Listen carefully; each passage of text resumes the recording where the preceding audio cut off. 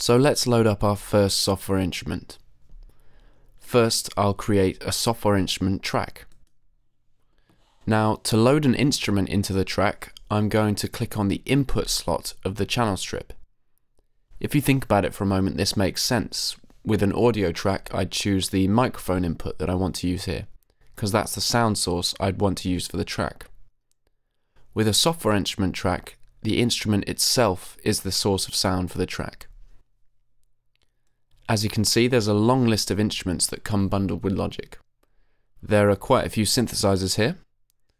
There's the EXS-24 sampler, and there are some emulations of real instruments too, like a Rhodes-style electric piano and an organ. There's also a drum machine called Ultrabeat. In fact, you've got everything you need here to make fully fledged songs entirely inside the computer. It's a pretty amazing thought. Let's load up a synthesizer. I'm going to load a very simple synthesizer, the ESP, and here's the instrument. This is what it sounds like.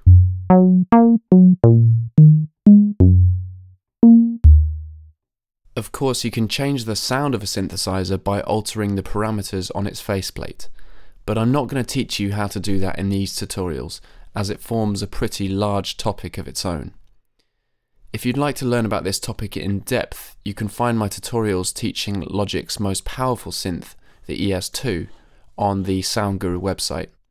And trust me, it's not as complex as it looks. For now, let's learn how to explore some of the presets that come with Logic. A preset is a saved set of parameters for a software instrument. By exploring the presets for a given instrument, you can get an idea of what kinds of sounds it's capable of, and you might also get some inspiration for a new song.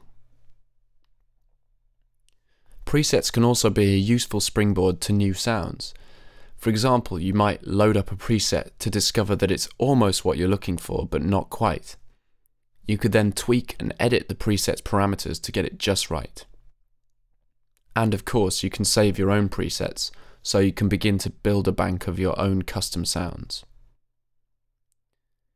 In Logic, the presets for an instrument live in this central drop-down. First, there are a number of options for switching presets, for loading and saving them, and for copying, pasting, and resetting them. Next comes a list of all the saved presets you have access to. There are only a few by default for the ESP, but more complex instruments have many more. Let's choose one, Big Sweep.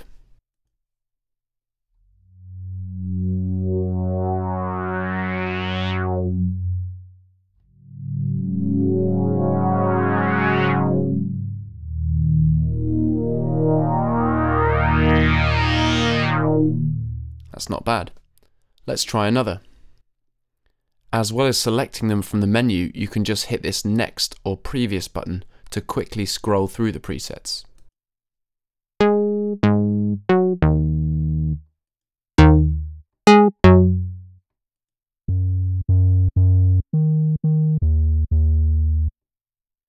So as you can hear, we have a range of different sounds here.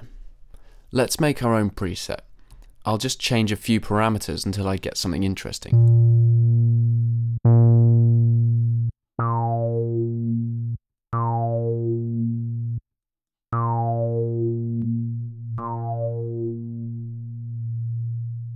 Okay, that sounds okay. Let's save it. By the way, random experimentation like this is often a good way to learn how an instrument works. So I'll choose Save Setting As, so I don't overwrite the original preset. Now let's name it and save it.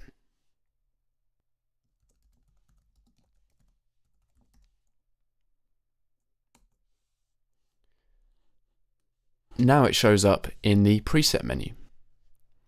User presets and Logic default presets are each given a different section in the menu, so you don't get them confused. You can also organize your presets better by placing them into a folder when you save them. Let's do that now. I'll save Setting As again. Now I'll make a new folder.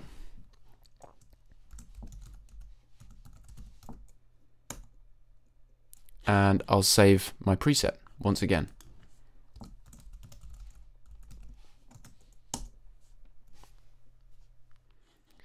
Now the folder forms a submenu in the preset dropdown. This allows you to keep your presets tidy and well organized.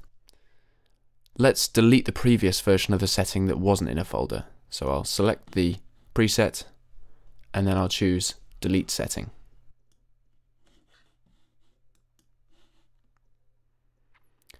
Saved presets are available globally. That means they're accessible from any project.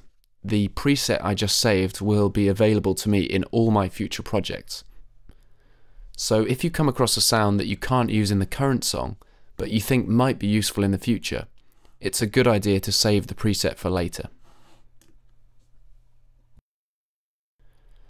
Presets work the same for almost all of Logic's software instruments, so now you know how to load instruments and presets. Try loading some different instruments and exploring their presets to see what they can do. It's a lot of fun. There is one exception to this method of loading presets, however. This is the EXS24 sampler, which uses a slightly different system. So we're going to look at that in the next video.